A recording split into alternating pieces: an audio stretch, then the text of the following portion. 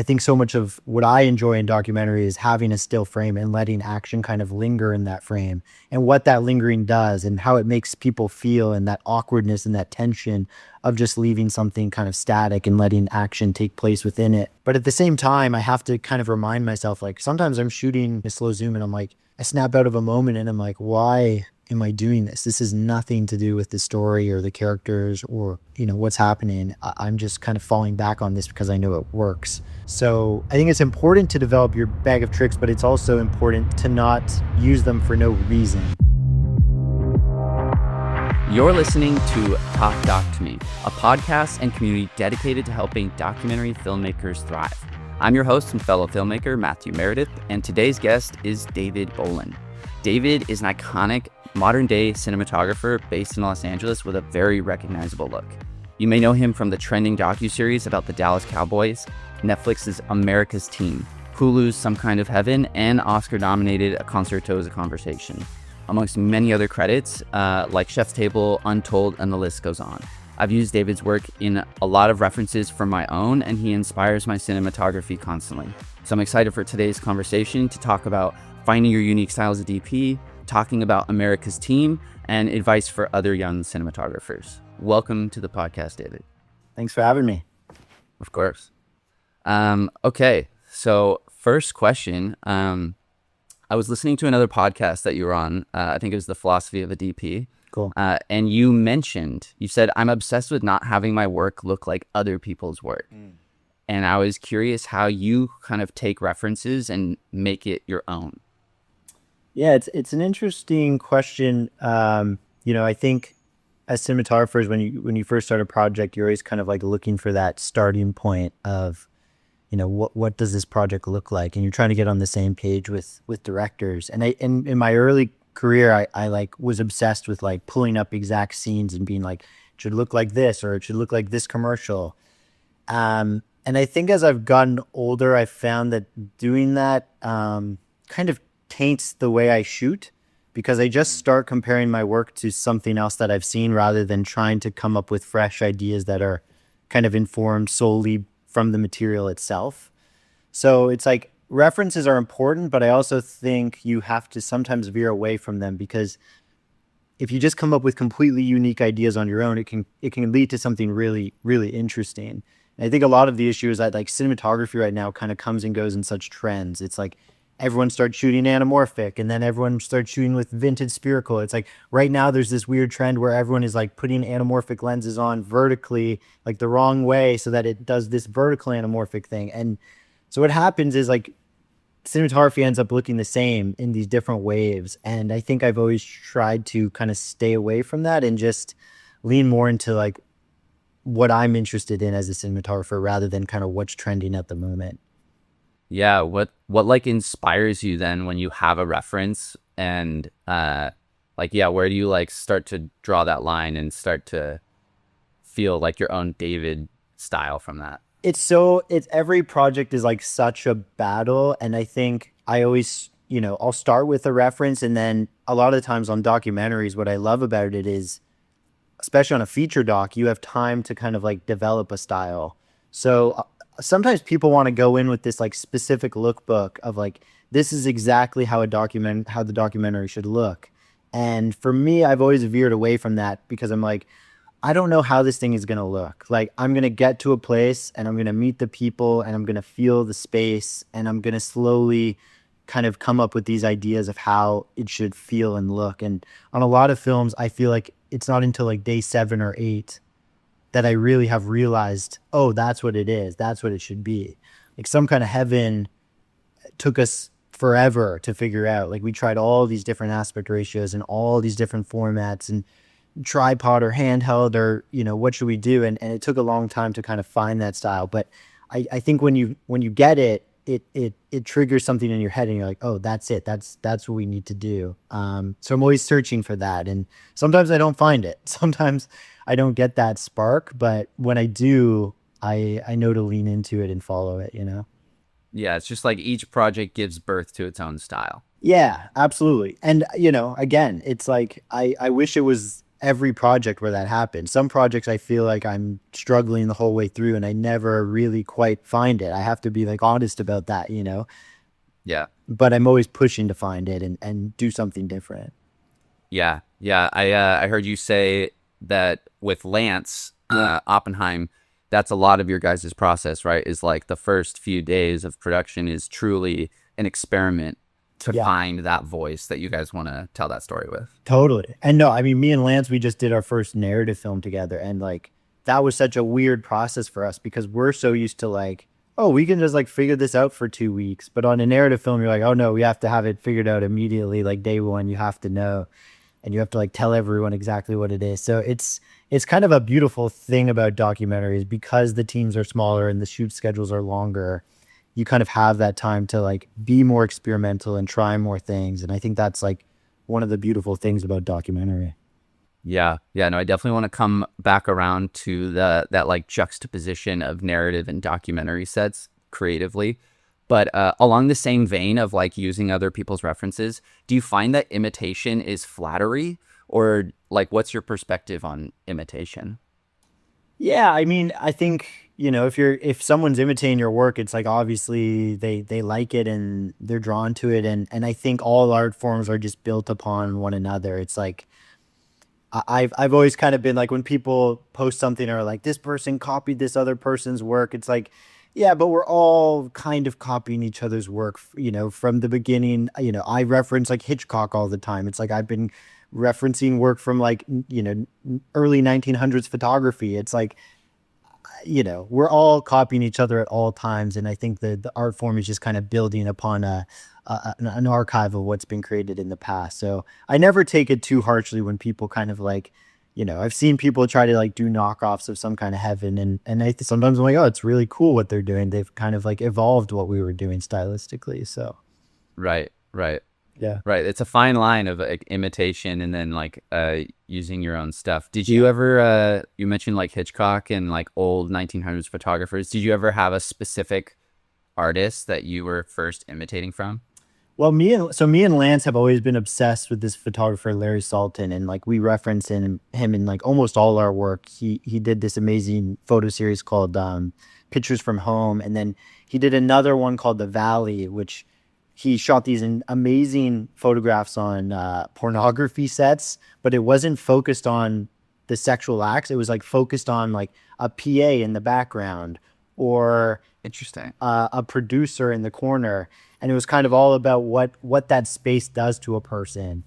And Naturally surreal, I'm guessing. yeah, oh, super surreal and super strange, and all the artificial lighting within these really kind of colorful, weird spaces. And so, you know, he's had a deep, you know, he deeply informed how we shoot and kind of like, you know, I think me and Lance are always after like a photographic image. Like we're always drawn to the tripod and stillness and letting things kind of present themselves within a frame.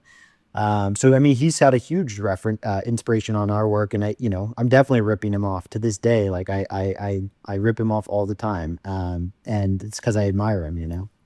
Right, right. I'm sure he would be flattered by that. And it's Hopefully, almost like, yeah, hopefully, but it's like, right, it's like, oh, it's more appropriate. Even just like hearing it, it's like, oh, well, it's almost accepted because it's like a different art form and I'm transforming it to a slightly different art form. yeah, no, absolutely. It's like, you know, our work is not the same as his, but it's definitely in that world, and I think everything just builds upon each other, you know. For sure. Do you find like inspiration in stuff that's like not just stills? Yeah, I mean, you know, I go to the movies me and my wife are obsessed. We go to the movies all the time, and I'm constantly inspired by different films. But I have to say, I've always been drawn more to the photographic image, and I think it's interesting because I feel like I'm a terrible photographer.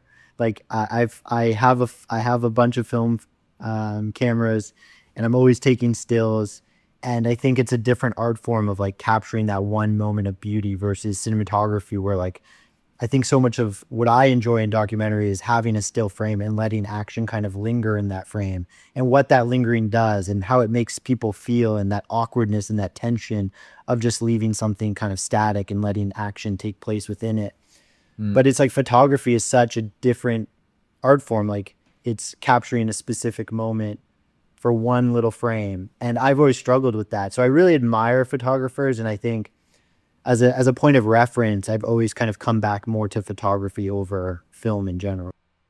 That is a really interesting insight, because I think that's what I'm so attracted to in your work. The standing still, one well-composed frame. Like, I mean, it really stood out to me in the Turnaround and Sperm World, right? I know you were talking, I think, on Sam Vladart's podcast about that specific moment where the tear was falling, and you were just like, that was like the magical moment you were hopeful for, in a sense. But yeah, in the Turnaround, I was like, okay, I'm seeing how like David's repeating a similar thing that he's done before, but it just continuously works, because you're like, I'm really feeling what this person's feeling right now. Ah, well, thank you. No, I mean, I think it's like always, and that's the tough part is like, I think as DPs, like we have our kind of toolkit of like, oh, this works for us. Like this technique works within my work. And so constantly, like if something's not going right, you kind of fall on back on those techniques. So for me, it's like, I feel comfort in a tripod. I feel comfort in a really wide lens. I feel comfort in a slow zoom. I feel comfort in all those things.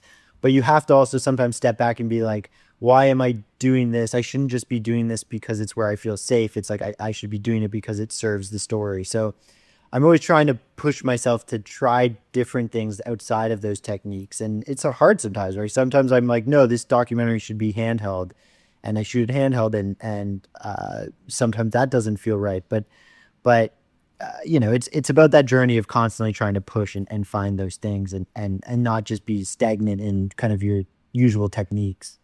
Yeah. Yeah. I've been finding that tug and pull a lot lately, where it's like, Yeah. I'm going to shoot this whole thing, this whole moment on sticks. And then there's a moment where I'm like, well, I feel like I need to go over there, and I can't really use sticks over there, but I still want that shot. Yeah. And so then I end up breaking my own rule pretty fast.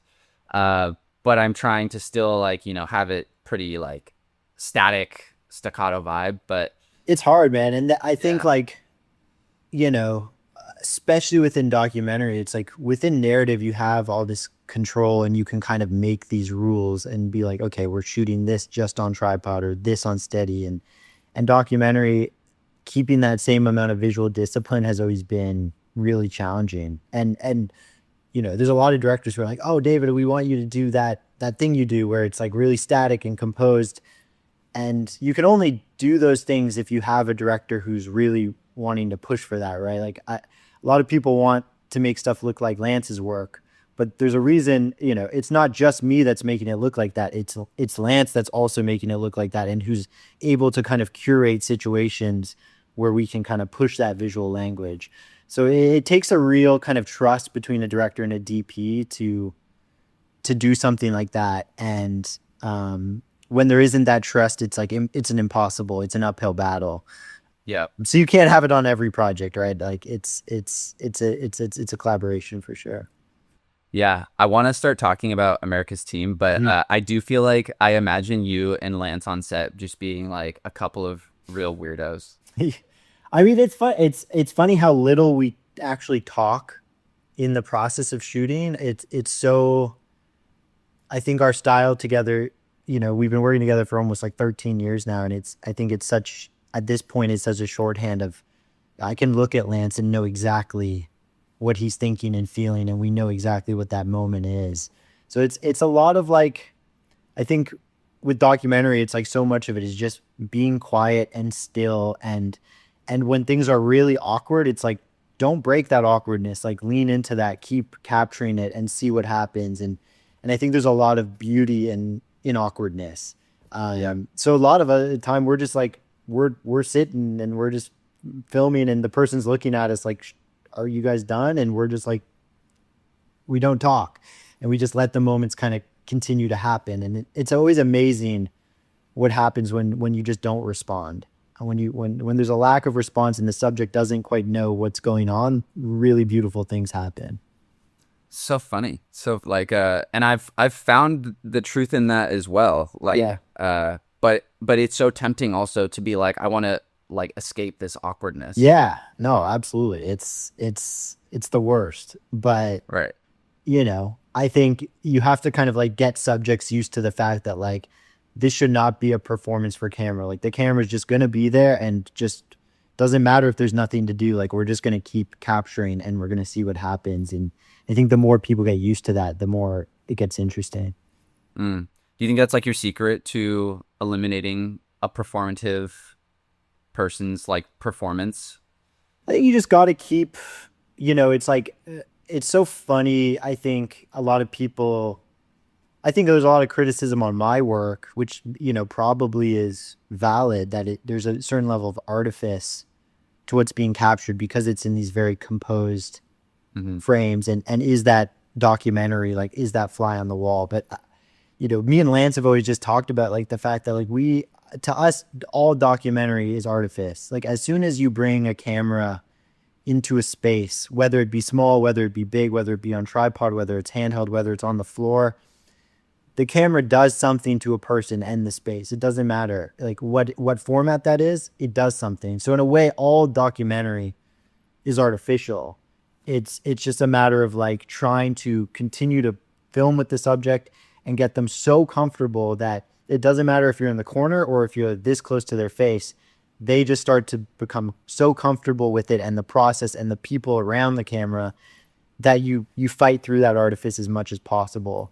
And yeah, I mean, the only real documentary you're ever going to get is like a CCTV camera that they don't know is recording. That's the only place to capture real authentic documentary. So outside of that, I'm kind of just like nothing is real. It's the camera affects everything. Surveillance is the truest form. Yeah, no, absolutely. I think outside of that, anyone who claims to be fly on the wall, it's there. It doesn't exist.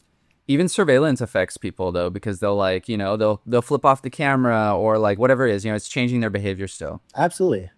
Yeah. It's interesting. That's fascinating. Yeah. So that's why like the camera has a voice, and the voice of the person behind the camera totally affects so much of how that performance goes down. Yeah, and I think that the crew around the camera, it's a lot of the time when I'm first talking to producers on a new project, it's like budgets are always tough and getting things down, and can we use a local sound person? And if you're after really capturing true verite, you need a crew in that room who is the warmest, friendliest, kindest, most empathetic crew in order to kind of make people comfortable. So I think I'm always pushing to be like, okay, those three people in the room, the director, the DP, the sound person, all kind of have to have that warmth and that empathy. And without that, you can't create a space where the subject really feels comfortable to be themselves and kind of let their true feelings out about things. So yeah, I think it's really important. Like it's not just the director, it's not just the DP, like it's even the sound person. All three of those people in the room have to kind of have that energy. Right. And it's like the person needs to feel that energy somehow. So you all have to end up connecting with them. Totally. Yeah. In the same vein, jumping to America's Team, you also mentioned that you're not good at pre-production, which I found funny that you said that because, I look at your work and I don't think that at all. Can you elaborate on that? And how did that like come into play? Because like America's Team obviously is, really high caliber talent on Netflix, right? Like very, Yeah. I'm guessing specific direction from the Way brothers. Yeah.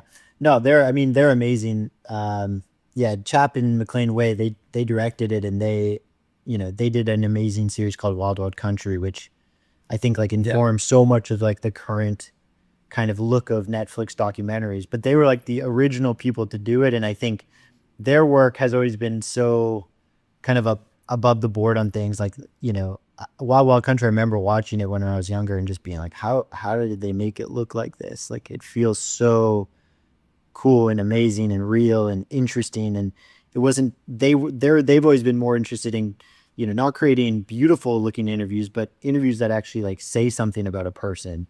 So it's like rather than just sitting someone in a space where there's the most depth and the best light and putting everything out into soft focus, they were like, no, we're going to put someone right up against the wall on a weird couch, and we're going to have all these animal heads above them. And maybe it's not the most cinematic frame, but it's a really interesting frame, and it says something about the character. And yeah, they're just amazing. But anyways, in terms of like pre-production on that, it's, yeah, I mean, I hate pre-production. I know it's necessary. But I think it comes from that kind of philosophy of like, you can never really know what the film should look like until you get there and start shooting, right? So Mm-hmm. pre-production, a lot of it is built around like creating decks and looking at references and saying, okay, this location should look like this location should look like that, this color palette. And, that's necessary to an extent, but I think so much of what I'm interested in is, yeah, feeling a space and feeling the people and feeling the energy and letting that inform the visual decisions that are made. So it's like, being creative in a white wall office is so much harder than being creative when you're at the beach at sunset with a really interesting subject who's going through something and you're feeling emotionally connected to them. And all of a sudden, the lens choice and the lighting choice and the composition, it all makes sense based on this energy. This energy you're feeling around a person. So yeah, I mean, America's Team, obviously we had to go through a good amount of pre-production, just in the sense that we were doing interviews on these giant stages and building massive backdrops and putting up Western sets and stuff like that.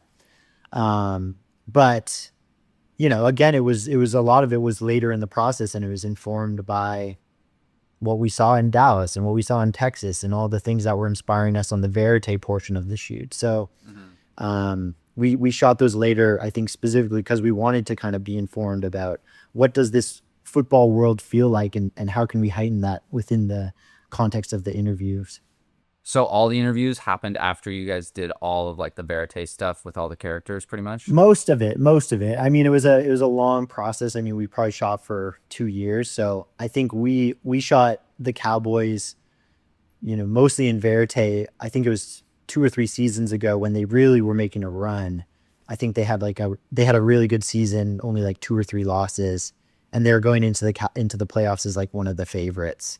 So we followed them that season and into the playoffs, and then they got destroyed game 1 by the Packers. But what it did allow us to do is kind of like understand the characters, and I got to shoot in rural Texas, in South Bend, I think, and I kind of see those crazy landscapes in Texas, and that informed so much of kind of like the set design and how we went about creating it. So yeah, we had an amazing production designer on that, Brielle Hubert, who I collaborated with on the film called Thelma, and she kind of designed these amazing backdrops, which were hand painted. Wow. And yeah, we put up these kind of crazy sets in a giant soundstage in Dallas and did the thing. But it was a really cool process. What was the like gear and lighting? Because the production design, of course, you just mentioned how that kind of went down. But I mean, it's a large vision, seemingly that was cast, and it's a huge deal, right? Obviously, like the Dallas Cowboys, everyone knows who they are. Yeah, Like, I mean, it was hilarious that George Bush was in it. it's crazy. But yeah, what was like the gear and lighting setup that you guys did? Yeah, I mean, it was definitely a challenge, because the logistics of it, it was really quite expensive to do, because a lot of people were like, oh, were you doing this on a volume, or was this kind of AI generated? It was Brielle literally got someone to hand paint, these backdrops, and they were massive. And the lighting budget was kind of crazy because we had to put up giant soft boxes and get all these kind of old school lights and things like that. So we had to find a stage that could fit it all, and we found this place called MPS in Dallas, which has the biggest soundstage in Dallas, and we had to put up all 6 sets up at once and light them all at once, and do it within like a week or two, because that way we could kind of like condense all our rentals into a 2-week rental rather than doing this like 6 different times, and it would balloon the budget like crazy. So yeah, we put up all the sets at once, and every set kind of had a different approach based on kind of the character and who they were as people. And so, for Jerry's, which was I think the biggest backdrop, I had a giant kind of 12 by 12 softbox right above him that was kind of lighting the set, and then we had a giant booklight as his key light, and then above him you can kind of see he has a really kind of crazy backlight on him, and that was kind of to make it look like the sun was setting behind him. So we had a big LED hard light behind him that was like backlighting him. But every set kind of had a different look. Like Michael Irvin was much colder. Emmett Smith was very warm. You know, And how many cameras were you using for all those interviews? we had 4 cameras, which was a bit crazy. You know, usually me, Chap, and Mac, we usually use 3 cameras for interviews. We did a film called Kings of Tupelo, which we brought 3 cameras around, and we're shooting in different trailers and these tiny little homes in Mississippi, and for the Cowboys they were like, okay, we want to go even more epic, so let's do 4 cameras. And that becomes a real challenge because you're like, by the 4th camera, you're like, where do I even fit this? And like, what is the angle? And like, if you like, I'll send you guys some photos, but it's like the setup is so insane because like all the cameras just look like they're on top of each other. They're like, And you're just like slightly cropping little camera stuff. You're doing little holes, and I mean, what's really cool about Mac and Chap was a technique that they taught me, and that I try to push to this day, but you often get pushback from post on it. We really value closeness of camera. And I think so many interview setups in documentary, it's like you have a wide, which is typically on something like a 25.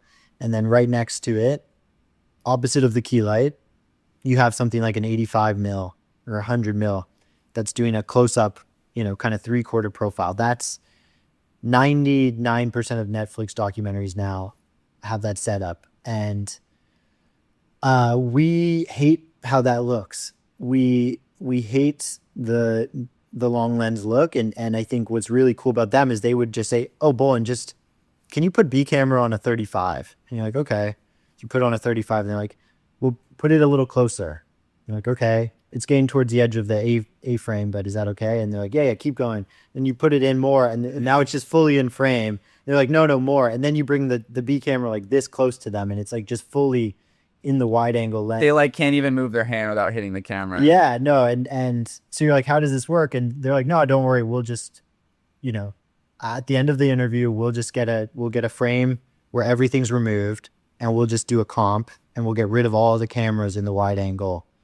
And wow. What that allows you to do is, it's a very easy trick, but it allows you to kind of have that closeness of camera where now the B angle and the C angle and the D angle, rather than be on long lenses, they're all on 35s and 50s, and you can be really close. And that closeness of camera, I personally think makes things feel more intimate. I think there's always a distance when you're using a telephoto lens, and that can be right for certain things, but we're always after that intimacy. Right. So it's a cool technique. And even for sound, it's like, have the boom mic right here. As long as you get a plate, you can just paint that out later. Fascinating. Obviously, you have to have a pretty controlled. Yeah. You can't have the lighting shift too much. Right. I'm constantly battling like real windows and light change. I feel like so that might be difficult, but that's super interesting because I noticed that you were saying that like you always want that wide angle lens, even when you're getting your close-ups for verite, because it just is, you feel it more. It's different. It feels more human, I guess. Totally. But it's funny because I feel like I find myself also drifting towards doing like, being on 150 millimeter and like letting the distance between us create that space of forgetting about me, which also, of course, can work. But totally. And it just depends, right? It's what's so cool about documentary. It's like, if we go back to that idea of like feeling the energy, it's like you have to let the energy of the person inform those decisions. So Jerry, for instance, loves the camera, loves being surrounded by camera, thrives on it, performs better when there's the more cameras, the more production design, the more epic it feels, the more he's going to give you. So if you have a camera this close on Jerry's face, he's going to turn into a performer.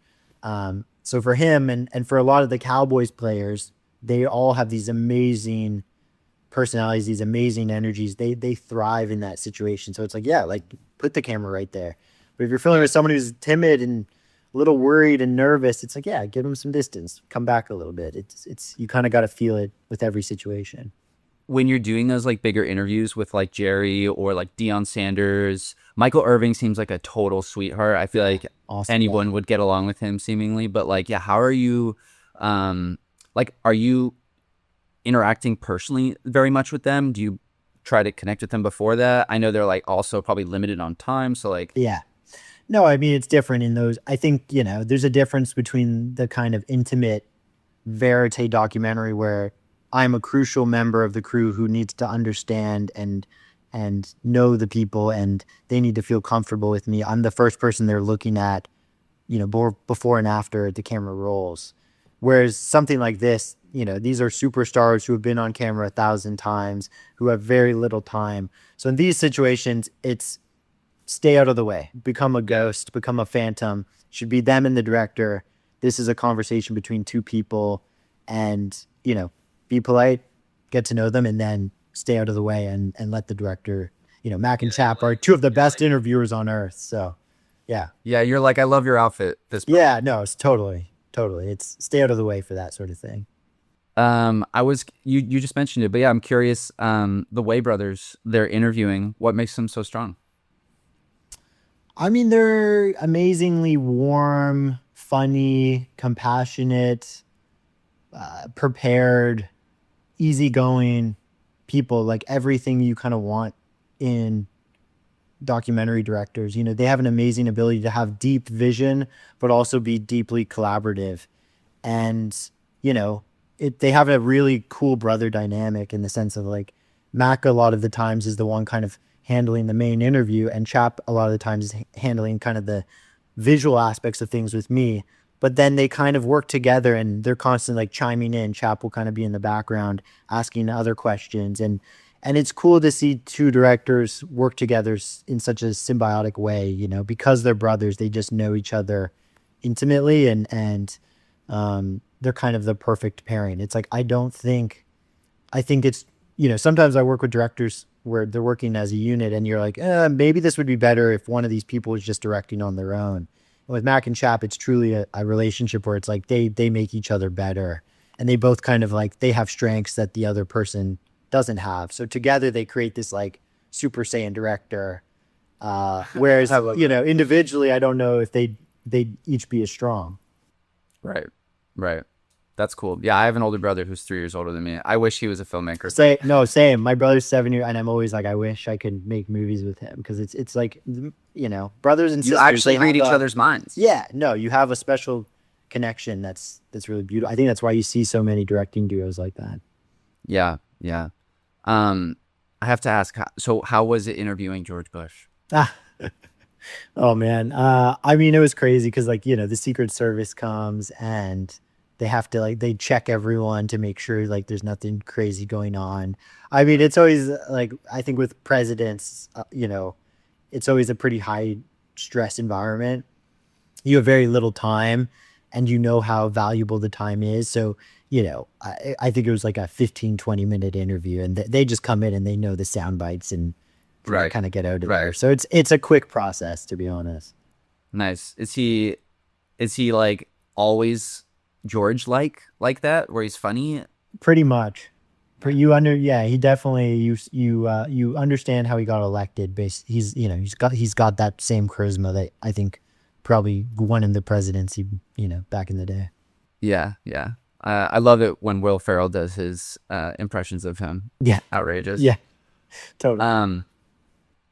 Okay, so we've covered a lot of good stuff. Do you have anything that you just want to share about your experience with America's Team?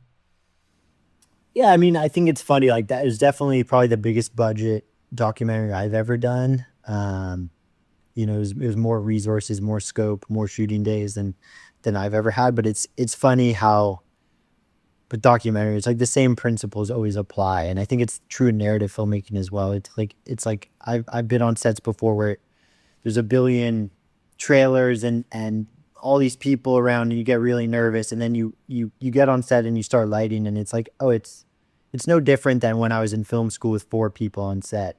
It's like the dynamics of making a movie are the exact same regardless of how many people you have. And I think it's important to remember that it's like it really truly 100 people or or 5 people, you can still make something that's really beautiful and powerful.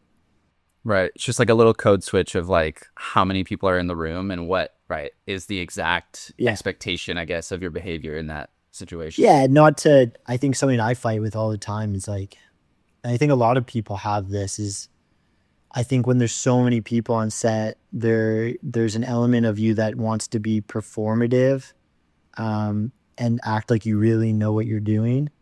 And I am always fighting against that, because when I start pretending like I know what I'm doing, I'm not actually making good decisions. It's like there's so many directors I work with who get on set and they're very decisive and they're very like, this is how it has to be and this is what it needs to look like and this is the exact way I want to do it. And okay, let's move on. Come on, let's go. And I think that comes from a place of insecurity, honestly. And I think most of the best directors and DPs I know they actually on set look like total buffoons. And I think it's because they're searching for something more. Like they're not trusting that first instinct. They're like, no, we need to push further than that. So I think you have to let your guard down, even if there's all these people around watching you and judging you. It's like finding something beautiful within a frame or within a scene or within an interview. It takes time, and I think it can never be based in certainty. You know, you have to be searching. And if you're just acting like this is exactly how it should be, it's like to me, that's not how films should be made. Yeah. Yeah, no, it's super insightful because I feel like I am constantly struggling with that. Yeah, everyone. Like, it's human nature.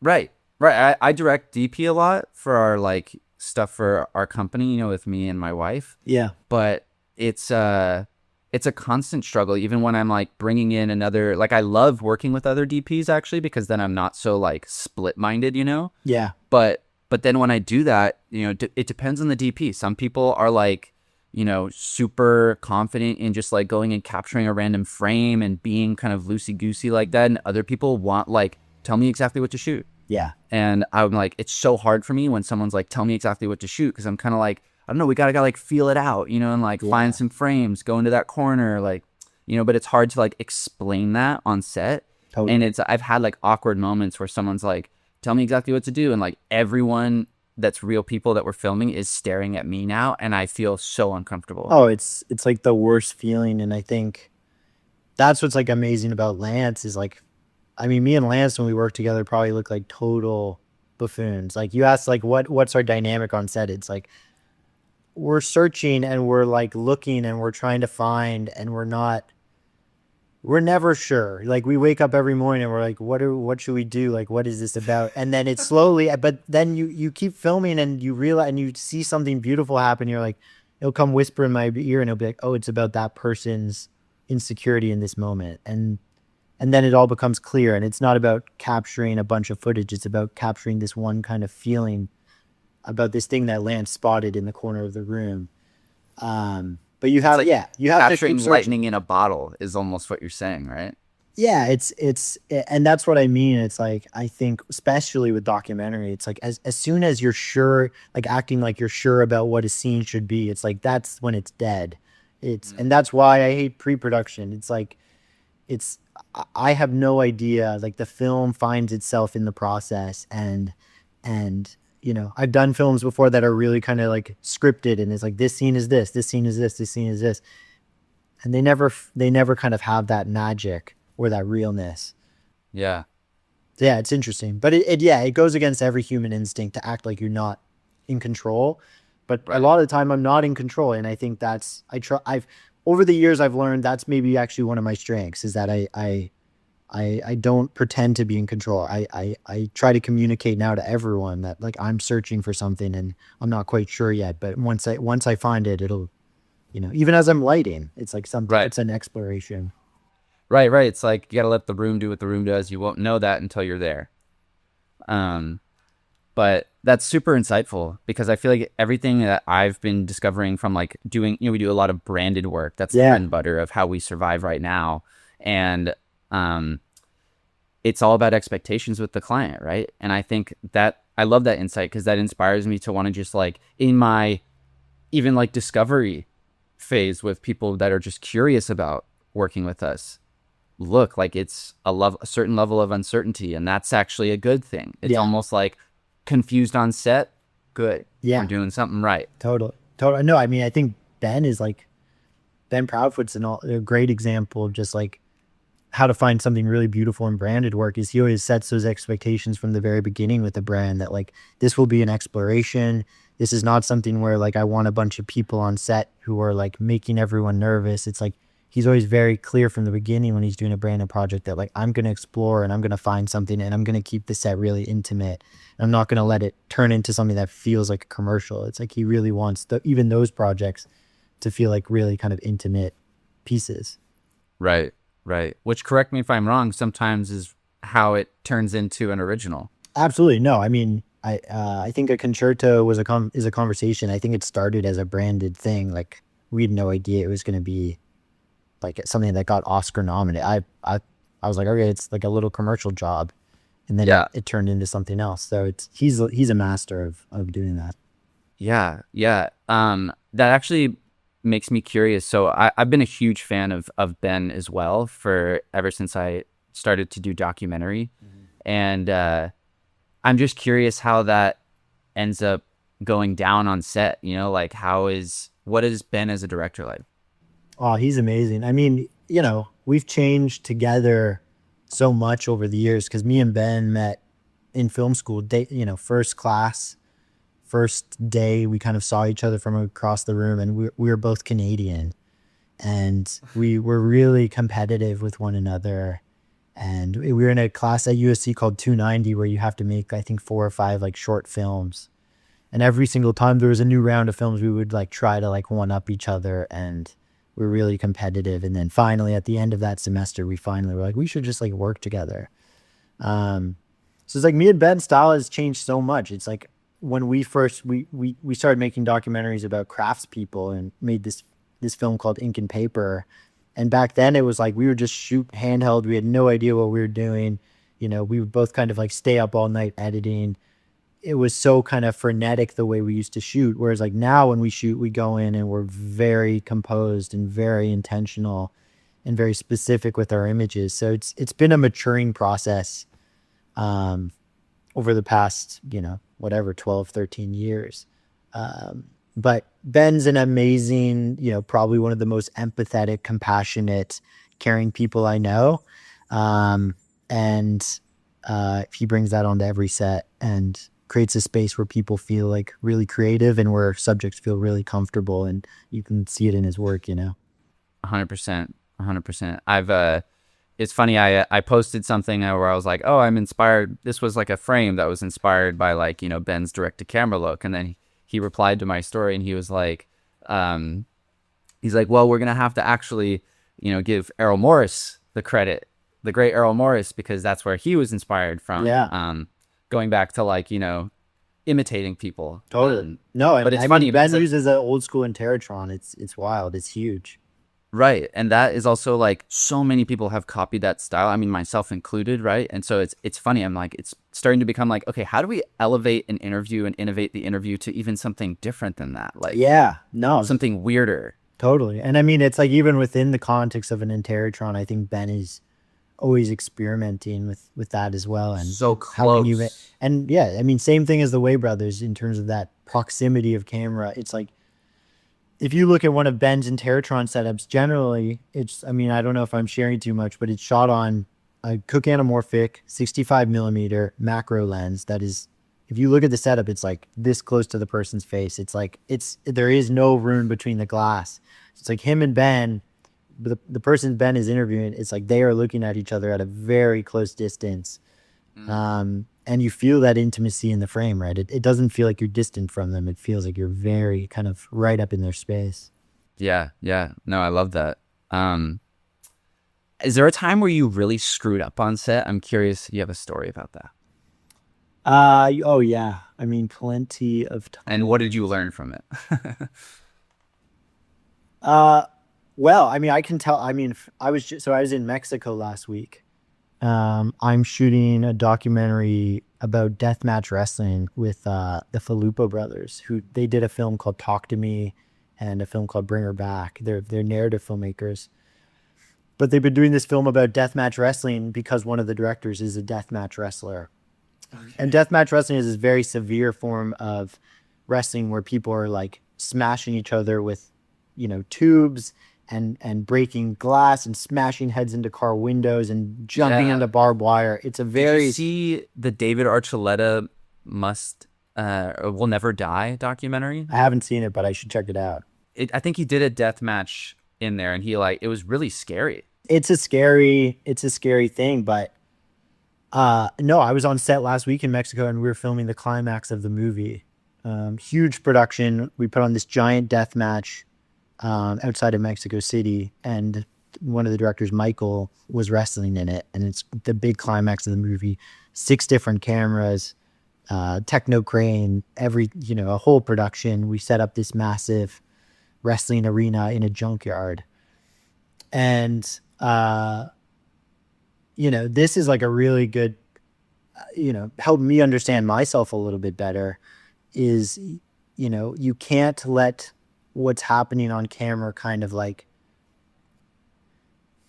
I guess get you too psyched up or too in your head. It's like I was leading up to this match. There's 6 days of just like getting ready and pre-production. So by the time the match comes, I'm like so in my head of like, this has to be perfect. Like I'm thinking about lighting. I'm thinking about the 5 other cameras that aren't on my shoulder at the moment. I'm thinking about everyone's placement. I'm thinking about a billion things. And at the same time, I'm operating on the match and like following most of the wrestlers through this thing. And so I'm pretty in my head while shooting. I'm thinking about a lot. Are you also pulling focus? I had a focus puller, luckily. Okay. I had a focus puller. But anyways, the fight goes from the ring and then goes out into the junkyard. So the audience kind of becomes part of the match, and they're throwing each other off cars and through windows and all these things. And I'm just trying to keep up, and I'm trying to remember all the camera positions, and I'm cueing my gaffer to do different lighting cues, and I'm making sure that the jib is going up at the right moment, and I'm on the comm set and there's 10 different voices, and I'm trying to stay present, but I'm deeply in my head. And I capture a shot, and then the wrestlers, they get a little bit ahead of me, and then there's a crowd blocking the way, and then there's a fence, and I know if I can jump that fence, then I can catch back up with the wrestlers and get the rest of the shots that I need to finish up the match. So I go for it, and I try to jump the fence, and I hear a pop, and my knee pops out, and I'm like on the ground with the camera all of a sudden, and now the wrestlers are like way far ahead, and the producer grabs the camera, luckily, and he just goes and he starts filming, and then later on I can catch up and get it. But it was like a lesson for me of like, no matter what's going on, like my ultimate job is like to stay present with my camera in the moment, and I can't be thinking about all these other things. I just have to be present with the images I'm capturing and what's happening in front of me. And as documentary filmmakers, we always have to just stay present with the moment, and that's the most important thing.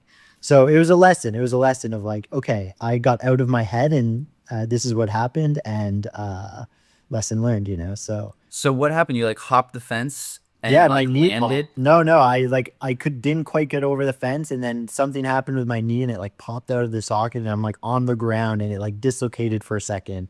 I'm healing now. Luckily, I'm okay. Okay. Yeah, I was like, are you nursing an ACL injury now? Yeah, no, it was crazy, but it's a lesson in just like staying present. For sure. And yeah, that was a huge mess up, but luckily it all worked out. Yeah, it sounds like the producer had your back though. Yeah, luckily the producer was also a great cinematographer and just was like, "Are you okay?" And I was like, "I'm okay." And he just grabbed it and ran ahead. Yeah, give me the okay. I'm gonna run over. Yeah, something that like I'm craving. Yeah, as a cinematographer, like how do I find my little bag of tricks and not just like bring a prism to set or something? Yeah, totally. No, I think the bag of tricks thing is an interesting discussion. Yeah, what's like your 2 cents on having your own personal bag of tricks? Yeah, I mean, yeah, as DPs, it's like it's a difficult balance with like having your tricks, and it's something I'm always kind of actually fighting against. And I think it's for the same reason that I try not to look at references too much, because you want to have like I definitely have the things that I like doing. Like as I said earlier, like I like shooting locked off composed frames. I love slow zooms. One technique I use in documentary all the time is if a scene is happening and I think the scene is really just like a 20-second moment rather than like a scene where we're going to cut back and forth between a bunch of angles, I'll just, walk 30 feet away and I'll put on my 25 to 250 and I'll just zoom in 100 times. And one of those times something will hit where the timing of the move lines up specifically with something that's happening emotionally within a scene, and you'll land in a close up in a really beautiful moment where something really interesting happens. Like that's something I do all the time. And sometimes it works, sometimes it doesn't, but when it does work, it's this beautiful alignment of a visual move and an emotional move within a person that is really special within a documentary context. Like I love that technique. I love using really weird color temperatures. I love using really distorted anamorphic lenses. There's all sorts of things that I know I can kind of like fall back on if I'm struggling with an image. But at the same time, I have to kind of remind myself, like sometimes I'm shooting tripod or sometimes I'm shooting anamorphic or sometimes I'm just doing a slow zoom and I'm like, I snap out of a moment and I'm like, why am I doing this? This has nothing to do with the story or the characters or what's happening. I'm just kind of falling back on this because I know it works. So I think it's important to develop your bag of tricks, but it's also important to not use them for no reason. I have to remind myself constantly of like, what's the reason I'm doing this? And like a lot of the documentaries I've been shooting lately, I've been handheld and spherical and like 16:9. It's like things that are totally different than what I've been doing over the past 5 years because it feels more right for the story. So it's a balance, Yeah. Yeah. It's almost like the skill or the bag of tricks is totally dependent on the project and the environment. Yeah. And, I'm not going to lie. Like I try to maybe a lot of it is in curating. I mean, this is an interesting discussion as well, but like curating stories that kind of work for that style, right? Like I'm drawn to surrealism. I'm drawn to subjectivity. I'm drawn to character-centric films. I've never been someone who's really, intrigued by like plot-heavy movies. Like I like intimate character pieces that are highly subjective, that are a little weird, that are a little surreal, that are a little strange. Those are the things that I find when I'm filming those, I feel more inspired and I feel more connected. And luckily those stories, at least in my opinion, are suitable to have, something that's a little bit more static and a little bit more distorted and a little bit more weird in terms of the color palette. So, as a DP, you can kind of try and curate what you're doing. And, you have to be lucky to be in that position because I think everyone right now is just struggling just to work. So, being choosy right now is a weird thing, but it is also important as a DP and as a director to kind of like curate the projects you're taking on. So you're kind of known for a specific thing. Yeah. Yeah. That's a great segue, honestly, to I'm curious how like a DP today, an emerging DP can break through. It seems like your process was just beautifully organic in film school, met the right people, did some cool projects, you just worked hard with your close friends and you guys had something eventually kind of pop off. But in that experience and now having more of like a bird's eye view, Yeah. how do you think a DP can kind of emerge and break through today? I mean, I can only speak to kind of what's worked for me. And I think some DPs have managed to do it in other ways. Like, I've heard stories of really talented DPs who I hear are huge assholes and who are really difficult to work with. And, maybe they're just so talented that they can be a jerk and still kind of get to the place that they are. But I think that's a very rare thing to have. I think there's only a few people who can be a jerk and be really hireable. You have to be like at the upper echelon of DPs to be able to do that. And I think generally as a DP, like more than your work itself, you're known for your attitude and how you act on set, how you deal with producers, how you deal with directors, how you deal with a PA, how you speak to every person on set. It's like kindness is like the number one thing and your reputation is super important. But beyond that, it's like you have to be kind, but you also, regardless of the project, it's like I think one of my mentalities is, okay, maybe it's a corporate job, or maybe it's a stupid branded piece that I don't really care about. Maybe it's you know, some short film that has no budget. It's like regardless of the project, I think you have to rewire your brain to be like, doesn't matter. I'm gonna give it 100%.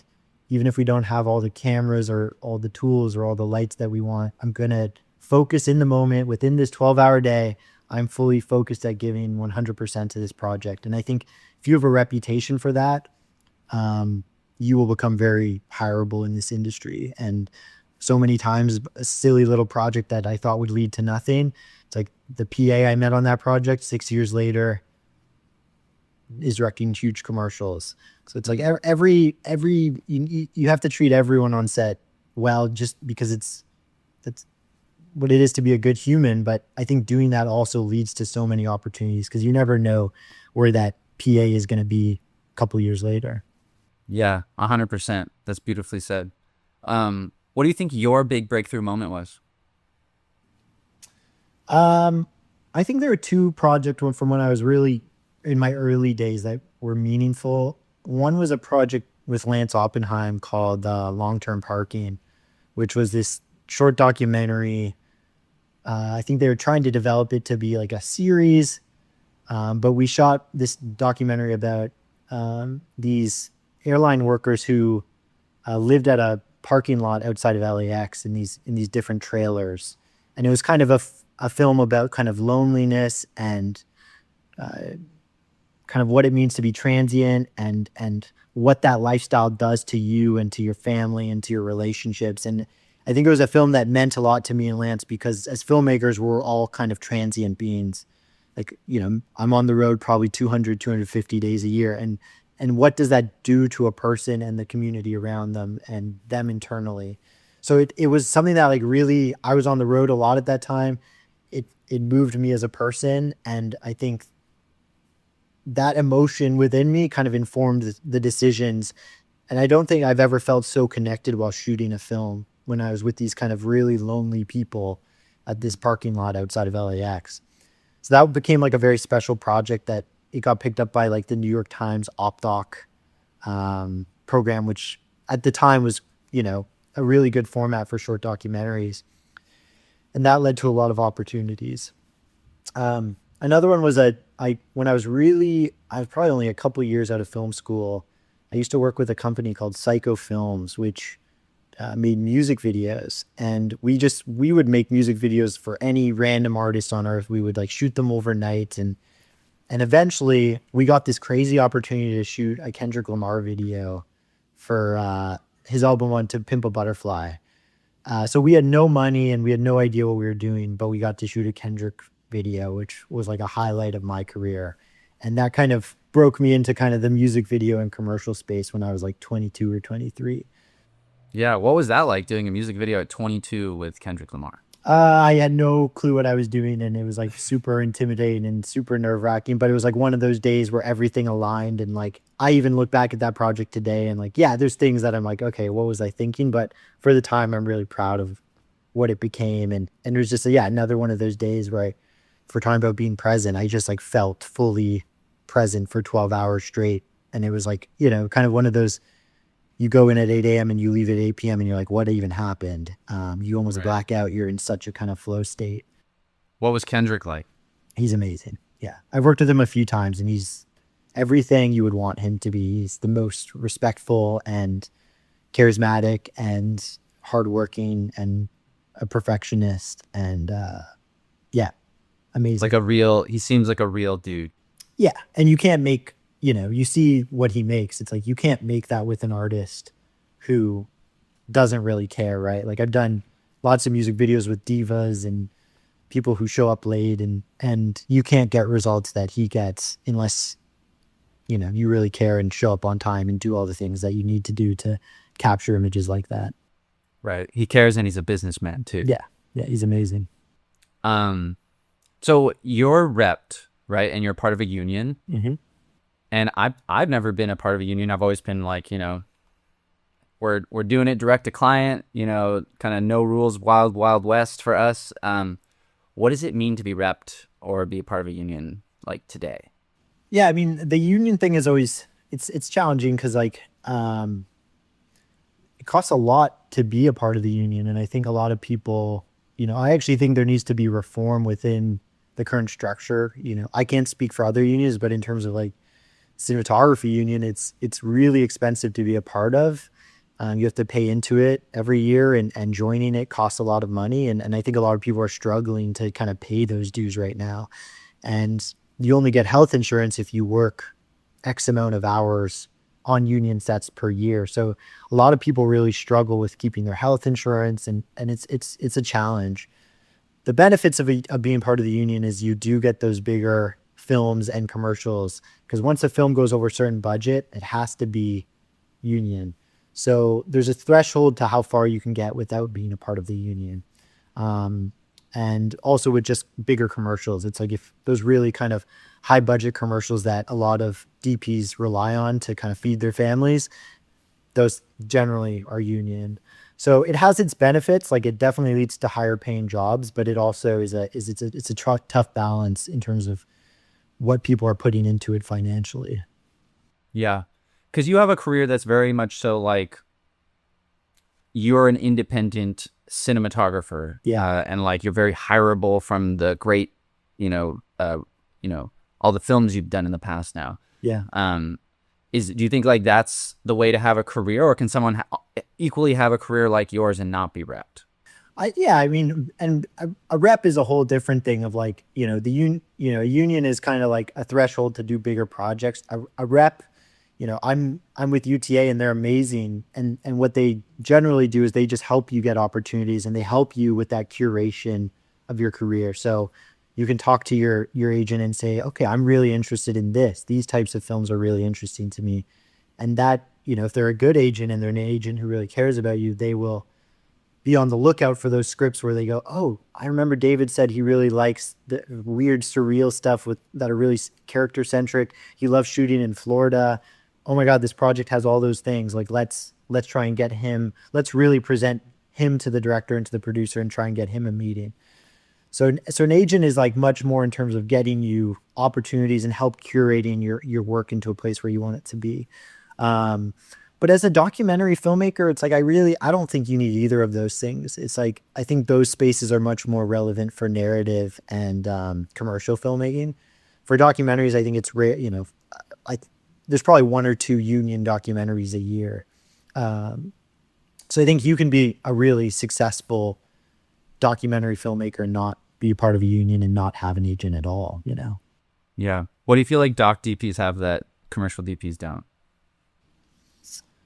It's funny, right? Because like sometimes I step on commercials, and commercials I can't say are my favorite thing to shoot. I do them because it presents opportunities to learn new tools, and you have more budget to kind of try different things and hone your techniques. It's like, oh, maybe I'll try some new techno crane this time or some new remote head that generally I won't have the budget to use on a documentary. So it helps me refine my technical skills.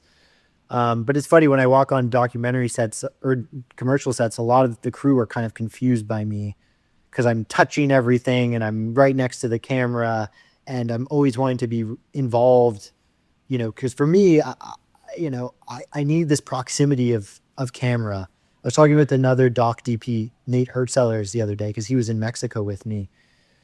And we were talking about how like we can't find images from a village. Like some commercial DPs, they can just sit in Video Village and they can talk to their AC or their operator and they can say, move the camera a little left or boom up a little bit. And they kind of direct everything from a village far away.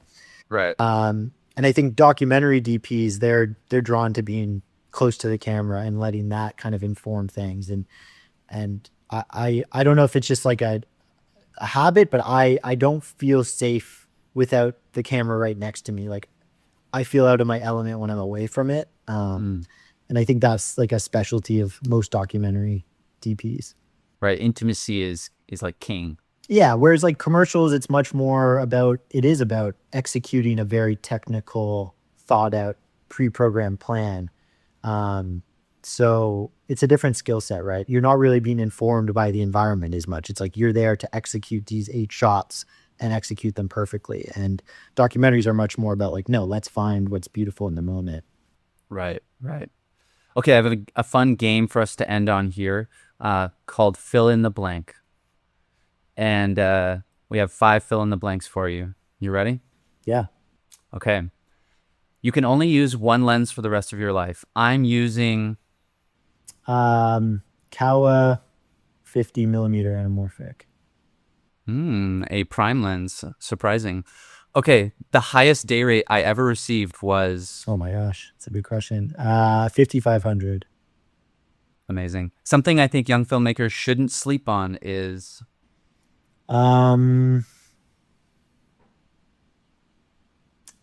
Taking care of your personal health. my favorite snack on set is Iced coffee.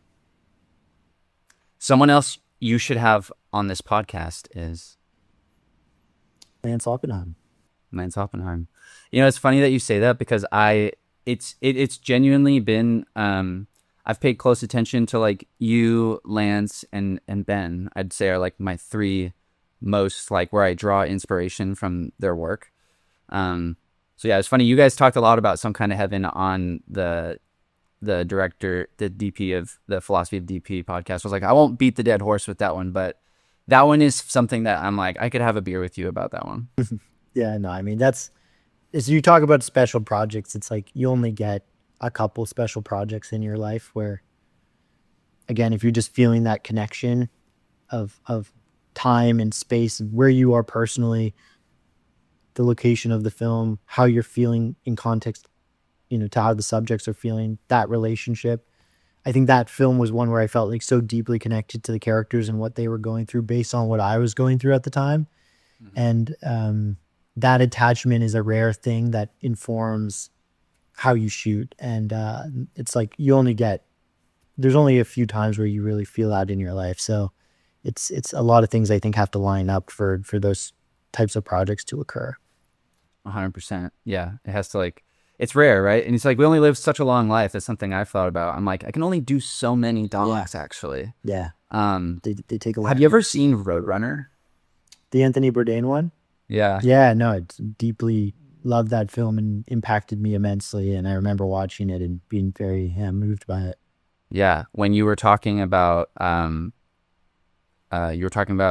first doc you did, the short one. Yeah. Oh, long-term parking. Yeah. Long-term parking. And you made me think of that actually while you were talking about that. Cause it's like, that's the story. It's like the story of loneliness. And then you traveling so much, I'm sure you can so much empathize with Anthony Bourdain's mindset of the traveling versus home mindset thing. Yeah.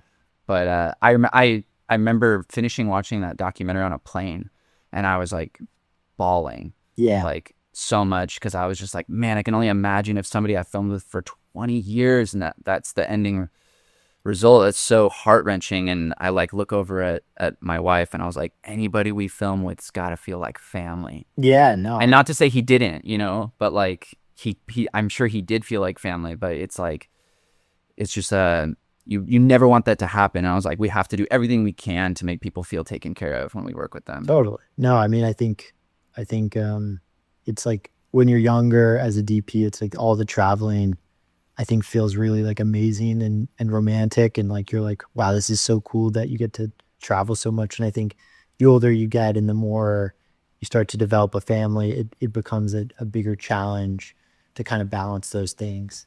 So that movie, definitely impacted me. I always think of this, there's Claudio Miranda who shot like Top Gun and F1 and is like, one of the big kind of DPs right now. He does this Instagram post, you guys should try and find it, where he like, I think he's shooting Top Gun and he like posts a photo of the ocean and he puts a little dot and he's like, my family. And then the post says like, I haven't seen my family in like 9 months. Like, happy anniversary.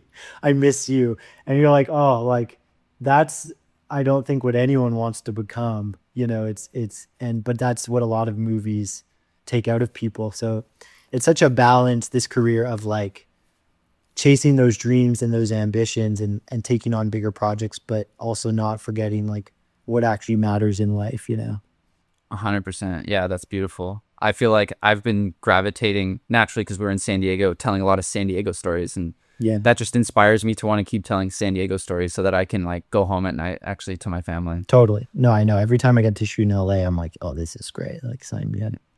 Yeah, yeah. Well, David, thank you so much for being on the podcast, man. I definitely hope to stay connected and be friends. And where can people follow you with the rest of your career? Yeah, Instagram's always a good place, just David Bolen DP. And yeah, you can follow me there, and I try to stay up with posting my new work and stuff like that. Right on. Well, that's a wrap on this episode. Thank you everyone for listening to Talk Doc to Me. Be sure to share with your friends and other fellow documentary filmmakers.